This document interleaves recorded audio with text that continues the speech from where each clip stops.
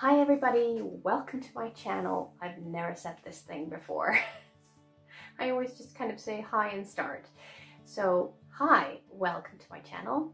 Thank you for clicking on this video. I have been challenged, is that the right word? I don't know. Sharon from Matte Paper Crush asked me to, or tagged me to do this video of the 10 crafty questions. Is that what it's called? Yes. The 10 Crafty Questions Tag. Sharon is a wonderful, lovely lady who is such a natural on camera, and I just love listening to her voice. She's so well spoken when she does her videos. I'm all over the place. But yeah, I really love her videos too. And I've never done a tag before. I didn't even do an introduction video for my channel because I just was so scared of starting one that I just, started putting videos on there and just pretend that nothing happened. So yeah, it feels very official, but let's go. I've grabbed myself a cup of coffee, so I suggest you do the same, or some tea, or some cookies, which is a good idea. So I will put the questions in the description box below so you can read through them, and I guess we're just gonna have to get started. Okay, so the first question is, what is your name? So my name is Vrouwtje. I'll just repeat that, Vrouwtje. It's a Frisian name. It comes from the province Friesland, which is in the northern part of the Netherlands. And I think it would kind of mean little woman. So that's pretty much it. But since it's kind of difficult, I don't really use it, and I'm very flattered when other YouTubers or friends on Instagram say my name, and I think, oh, that's so brave and so cool, because it's kind of difficult to do. And that brings me to the second question. How did you come up with your YouTube name or social media name? Well, I think this was many years ago. I was in a store trying on some clothes, and there was this shirt that said Quiet Rebel, and then I thought, wow, yes, I see myself as a quiet rebel. I don't know, kind of rebellious, but not really showing anyone that I'm rebellious. Normally I'm the silent type. No, that's not true. Well, I mean, when I don't know someone yet, I'm kind of shy. I'm a shy person. I was a very, very shy child, but let's stick to the question. So yeah, I found that shirt and it said Quiet Rebel, and I thought, yes, that's it. So I started using that for Instagram and YouTube when I was subscribing to other people. And when I started the creative account that I have now on Instagram, I thought long and hard, how am I going to call this? And I tried many things, and then I just decided on the Quiet Rebel journals. So I added journals to it because the Quiet Rebel account is a personal account that I like to keep private. So yeah, that's pretty much the story behind it. The third question is, what's your favorite craft? Now, I think this is very difficult, even though right now it's probably making journals, because that's what I'm doing now. But I also like making cards. Also, I really like to cross stitch, do embroidery. Is that a craft? I guess so. Yeah, I think so. So yeah, that's my answer for now, but it might change, and I kind of like all kinds of paper crafts. Yeah. The fourth question is your favorite place to shop for craft supplies. Now, I don't have that much money to spend on craft supplies, or, well, I feel like I shouldn't. Craft supplies can be very expensive, that's just true, right? And I kind of like to keep it, within means.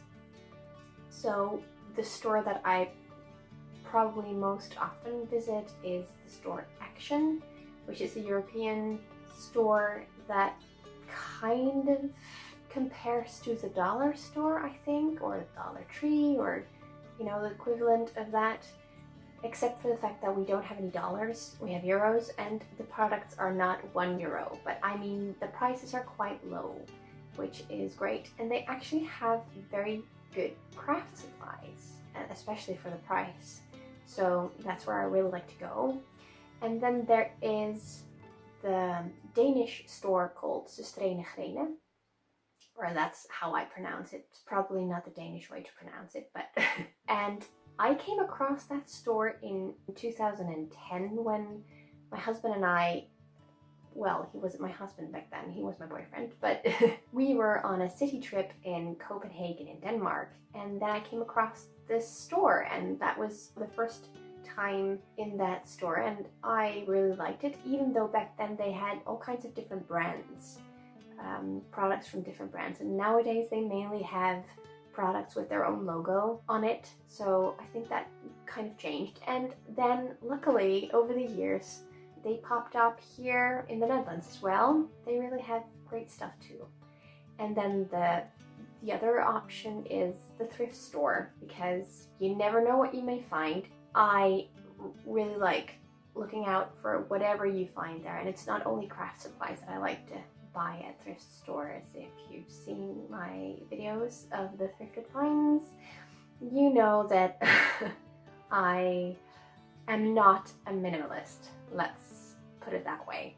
And then question number 5 is my top 5 YouTube craft channels. Now, I think this is kind of difficult because I have many different interests and I don't only follow craft people, and also I think it's really difficult to find craft channels, because when you type in craft or crafts or whatever term you're searching for, you kind of always get the BuzzFeed videos of, you know, the official craft videos, but not necessarily people actually showing what they're doing. So if you have any suggestions, please let me know in the comments. So the first craft channel that I found was by a girl called, or a woman I should say, Ashley Laura, who has made many videos about scrapbooking, project life, those sort of videos. And I watched those videos and they were so relaxing to me, seeing someone else craft, seeing the process of someone thinking about certain colors, whether they match or not. That was the first crafty channel that I found. And then I came across, of course, Johanna's channel, who is basically the queen of junk journals. And I love her style, I love the videos she makes, I love the journals she makes, and I think it's just overall really nice to watch her videos, and she's been doing it for so long. If someone would ask me, how do I start a junk journal, or help, I don't know what to do, I would suggest watching Johanna's videos. Then another channel that I like to watch is Barbara from 49 Dragonflies. She posts very regularly junk journal process videos, so you can watch her fill pages and sometimes make a journal as well. And then another favorite of mine, which is quite new because she only made 2 videos, but it's Bev Steves from Black Ink Papery. She is just the most generous, kind, loving woman I've never met. She always leaves such wonderful comments, and she's so uplifting and positive, and actually really funny as well, because she made 2 videos and they are so real and just so down to earth and funny, and I can't wait for the next video, to be honest. It's just a lovely human being, so I'm very excited about that, and I hope she'll make many, many more videos. The last channel that I really like to watch is also a recent find, and it's the channel of Sheila Toro, who makes the most incredible videos. They're so relaxing and beautiful, and it's such a joy to watch. And it's in Spanish, so I can practice my Spanish, which is non-existent. But she provides her videos with English subtitles, so that's great. And I'm just trying not to binge watch all the videos at once because they're so gorgeous. I really like to take my time to watch them, and she makes incredible, beautiful journals and journal with me videos and has tutorials, and she is just wonderful. She's also very kind and leaves such wonderful messages too, so yeah, I can highly recommend her channel. Alright, then an easy question, number 6, my favorite color. My favorite color has always been, since I was a child, green. And even though I like many other colors and I do kind of like a colorful environment, I tend to go for earthy colors, well, old-fashioned colors, I guess. I really don't like primary colors. Like bright primary colors are absolutely not my thing. I'm just gonna stick to my first favorite color ever as a child, which is green. Right, question number 7, favorite craft tools. Now, this is kind of difficult, to be honest. I don't really have that many professional craft tools. I'm a very thrifty person, I guess I would call myself. I don't want to spend too much money on things that I'm not sure I will use, so I'll just look around and see if I have anything that works as well. You know, I'm not necessarily buying official craft tools per se. Let's have some coffee. I think the first official craft tool that I've bought is a cutting machine. Since I'm horrible at cutting a straight line, I definitely need a cutting machine. But yes, that would have been my first official craft tool to buy. And this isn't an official craft tool, but I use it as a craft tool. It is my trusty dough divider is what I'm calling it. I have no idea if that's the name. This is pretty much, you know, if you have some dough and you need to divide it, then you use this dough divider. But I don't use it for dough, but I use it as bone folder because it works. And you can also use an old credit card or anything really that you find useful. So I have to say that even though all the craft supplies in the world are fantastic and I would happily receive them if they were for free, this works. So why buy something that you don't really need? So I would say that I really like using this. This is going to be a long video. I don't think it should be this long. Another one. And then a recent purchase is this die cut machine, which I would never have bought if it wasn't so affordable. I bought this at the Action store and it is wonderful. I really like using it. I never thought I would, but I do. That made me feel such an official crafter when I have this die cut machine. Question number 8 is, where does your love for crafting come from? I would have to say from my mom, even though she wouldn't say that she's a very crafty person, but she did do crafts with us when we were children. Now, it's not that hard. Children are easily satisfied with craft things and just make their own thing, I guess. The thing I remember most is growing up, we didn't always have the newest toys or the most toys, which, you know, at the time kind of sucked. But my mom was spending money on food and clothes and things we needed, and we were never poor, but we did have to watch, you know, where all the money was going. So I remember, I think it was a girl in my class, or maybe in one of my sister's classes, that had like a horse, but a horse on a stick. I don't know what the right term for that is. That sounds a bit weird. You know, a horse where you can ride on, it's like a broom, but, you know, a horse. And I love that.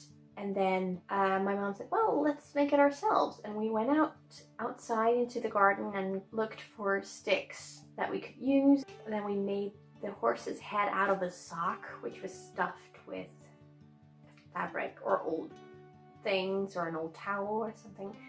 Sewed on some buttons for the eyes and then some wool to make the manes, and it was just such an an amazing thing to do, to make something yourself, and I think we always did that, and I think that is such a resourceful way to entertain children, and I'm very thankful for that. And then going to school, I always loved drawing, crafting, that sort of thing. That was my happy place. It always has been. So that's kind of also the answer to question 9. When did you first start crafting? Well, I already kind of answered that question. I think from a very early age.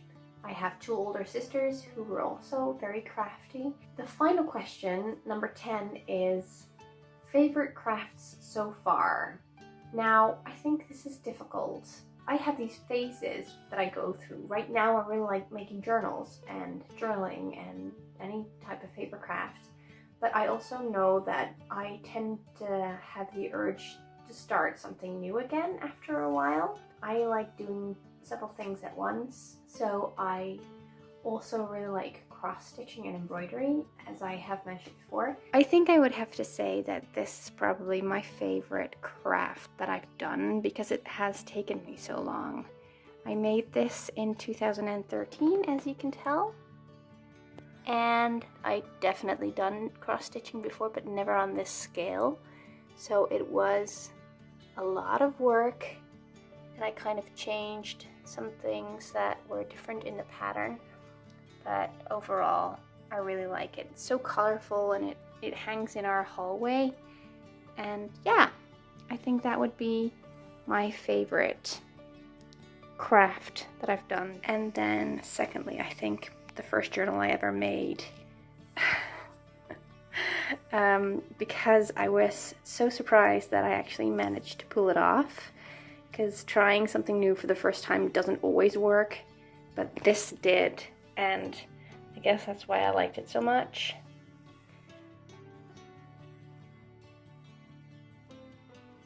And it's still not finished, in the sense that I still have space to write in. But yeah, this quote is also something that I have to remind myself of, because, you know, it's very easy to be negative.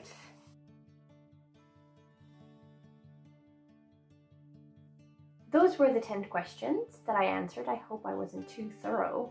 Yeah, I kind of wanted to add a bonus question and talk about why I like to craft and what crafting means to me. Well, first off, the Dutch word for crafting is knutselen. Knutselen. And somehow, I don't know if I'm the only one who thinks this. Maybe the Dutch viewers can back me up on this. It kind of has a negative connotation, I think. It's a term that you use when you're like, oh, I just kind of did that. It's not a serious thing. And when you think about the English word craft, it's a serious word. A craft is a serious thing. And even though I love the word knutselen, because it sounds cozy and cute, it's always kind of like, if you tell people, oh, I like to knutsel, it's not very serious, is it? My most important reason why I like crafting is because it requires me to shut off my mind. I don't know if this is true, this is just a theory, but having to craft, having to make something means that your brain needs to think about, okay, how am I going to do this? What am I going to use? What is the best way to do this? And what are the options that I have to create this thing? And I feel like it's a way of using that part of your brain for a period of time when you're crafting, which means that you don't have time to think about your worries, about your grief, about your pain.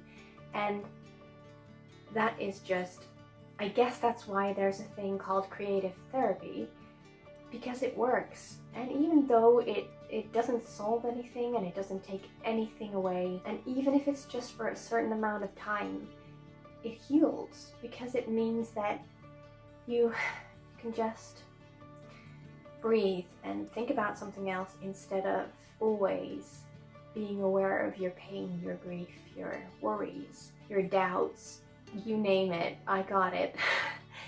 But yeah, that's just, it's a very therapeutic thing. It really is craft therapy.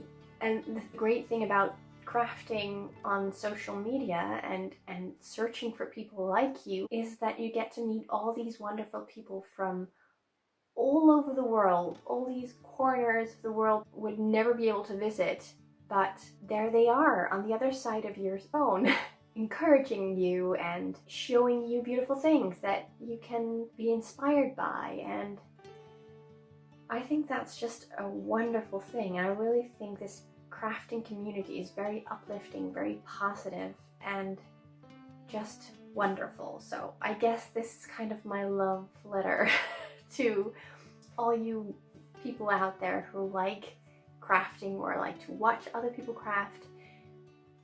I think it's amazing. Thank you so much for taking the time to watch my videos. There are so many other videos out there, but if this is a way to find your tribe, then that's just a wonderful thing. So yeah, that's all I have to say about this. It's been a lot. I'm supposed to tag other people right now, am I? So I guess I'm just gonna, I don't know how many I should tag. I'll just do 3, I guess. If you're watching and I don't know who you are and you want to do this video, yes, please go ahead. I would love for you to do that.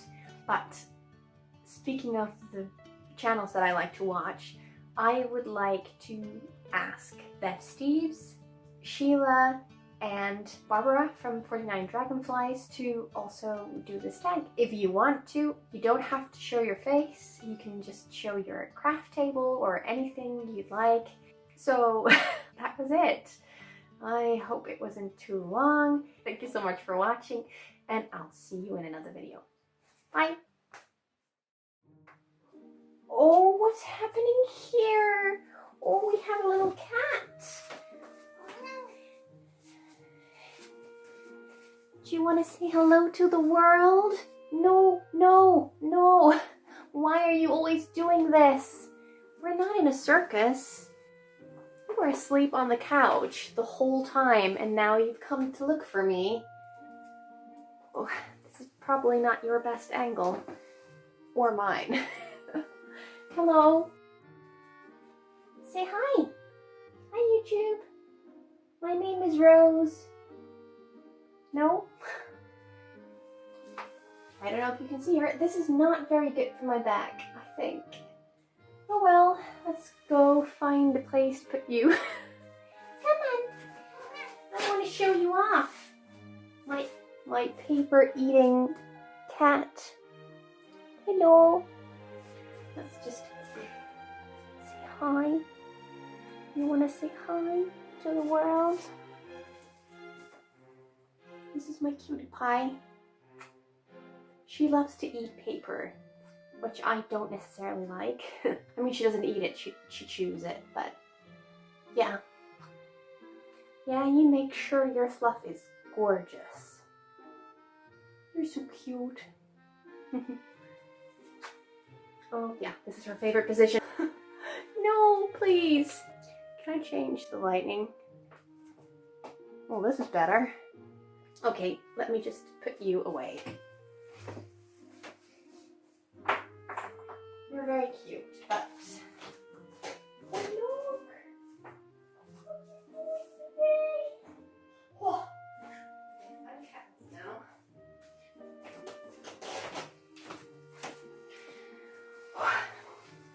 Okay, I'm catless now. I definitely have to sit back like this, because otherwise the light is changing. Hi. Sorry. Okay, bye.